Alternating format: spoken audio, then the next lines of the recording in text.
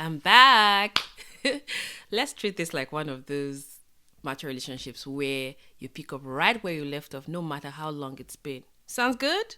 Great. Thanks for understanding.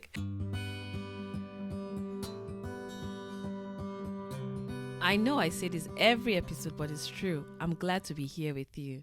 This space is so special, and every time I get to hit record, I feel a sense of excitement and fulfillment.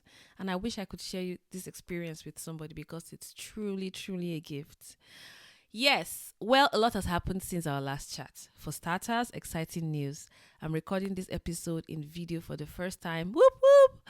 But I promise I was just not, hanging out and choosing not to record. I've been busy spending time with God, more like chasing after God, but we'll get to that on another day. I was sitting with myself metaphorically, and I've just been busy learning incredible lessons that I can't wait to share here. I've experienced a few incredible wins and loss. Life has been happening, and I've been happening to life right back. Yes.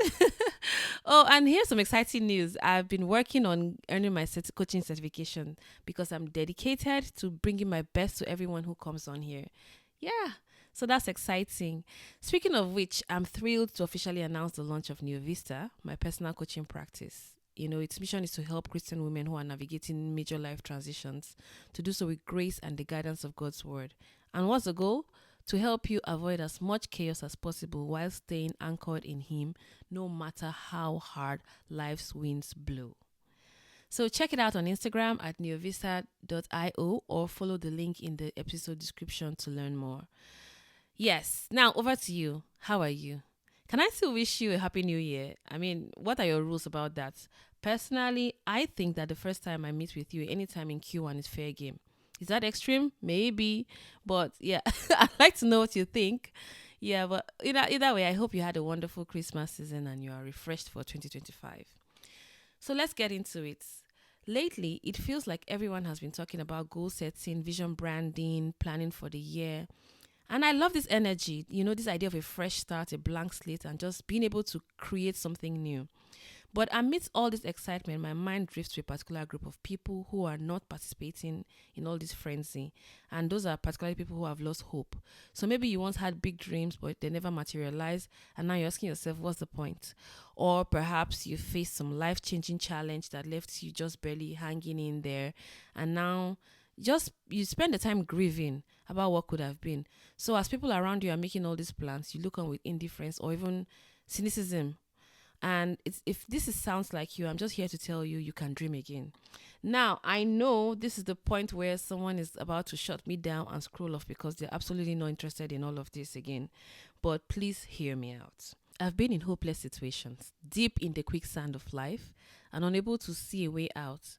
It felt like quicksand, and every effort to escape only seemed to sink me deeper. You're stuck for so long that giving up feels easier than holding on.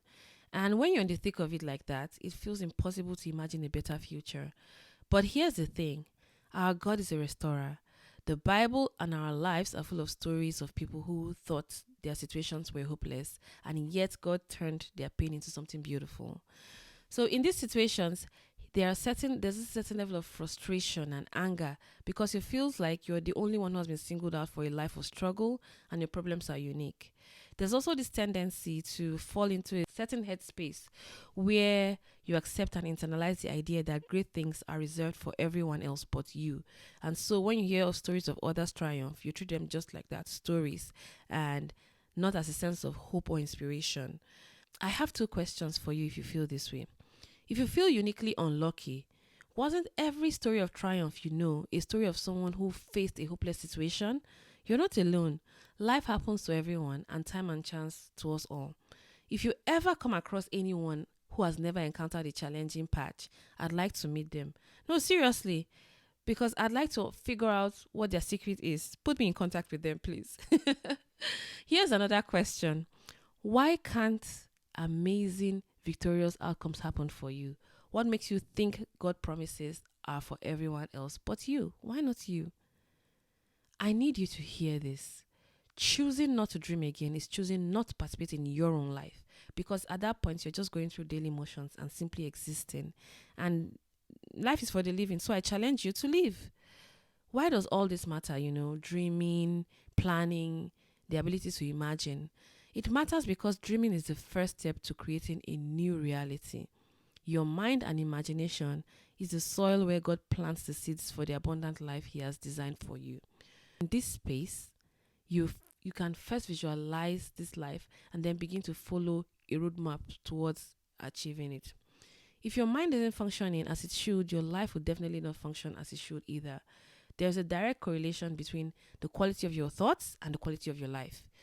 Let's look at it this way.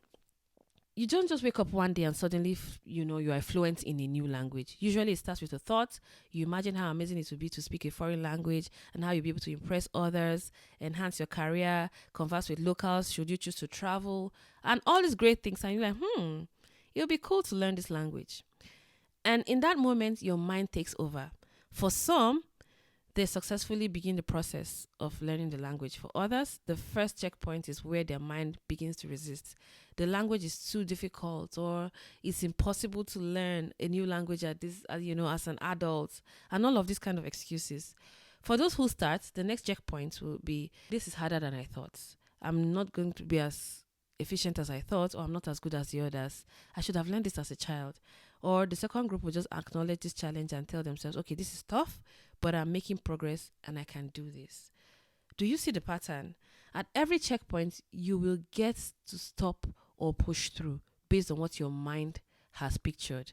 It's in this place that you decide what you want to do. And with that said, how do you move on from broken dreams to dream again? Here are 4 steps. Step 1, renew your mind. Romans 12:2 reminds us to renew our minds, and this renewal begins by exposing our minds to Him so the work of transformation can be done.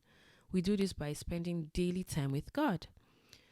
Pour out your frustrations, regrets, and pain. Be honest about your fears and your disappointments. All of this begins to help your heart heal and renew your mind. Over time, you'll notice that the hurting melts away gradually and your heart begins to feel warm again. And then one day you find out what you crave for is what He desires to give you, and your desires begin to align with His will. And then new dreams or new visions for old dreams will begin to take shape. Step 2, dare to dream big. Isaiah 54 verse 2 encourages us to enlarge our house and build an addition. Spread out your home and spare no expense, essentially to make room for the blessings of God. Remember, God also told Abraham in Genesis 13:14 to look as far as he could see in every direction because He was going to give all the land to him and his descendants. Don't disqualify yourself before you even start. Trust in God, and that if He has a dream, He will also give you the resources to see that dream through. Step 3, stay present. Philippians chapter 3 verse 13 reminds us to focus on one thing, forgetting the past and looking forward to what lies ahead. The same Bible in Matthew 6:34 also encourages us not to worry about tomorrow, for tomorrow will worry about itself. Every day has enough trouble of its own. So focus on today. Don't dwell on past failures or future fears. Learn from the past and let the future guide your actions, but remain grounded in the present. Move forward successfully by focusing on the future, and that's where your dreams become a reality. But don't waste so much time in areas that you cannot act. So stop dwelling on the past or fixating on the future, because while both of them have a purpose, the present is where action takes place. Regret is like this weight, it slows us down because it steals some of the attention and energy required to move forward. The only things we should be bringing from the past are the lessons learned and using them to build something better this time around. Yeah, the future should serve as your North Star and guide you towards current actions, but don't live there. Real life is happening right now. Be present. Step 4, trust Him to bring it to pass. Psalm 32 verse 8 assures us that God will show us the best path. Trust Him to bring your dreams to fruition and show up in time. So don't limit Him. You don't need to have all the answers. Trust that God will guide your steps and make a way where there seems to be none. Remember, He's able to do exceedingly abundantly more than you could ever ask or imagine. Step 5, be still and know. Psalm 46 verse 10 reminds us, be still and know that He is God. When things don't look like what you had envisioned. Lean into his promises. He's a restorer and a promise keeper. And one favorite promise that I like, which is relevant to the situation, is Amos 9:14, where God says, I will restore the fortunes of my people, and they shall rebuild the ruined cities and inhabit them. Another promise is Amos 2:25.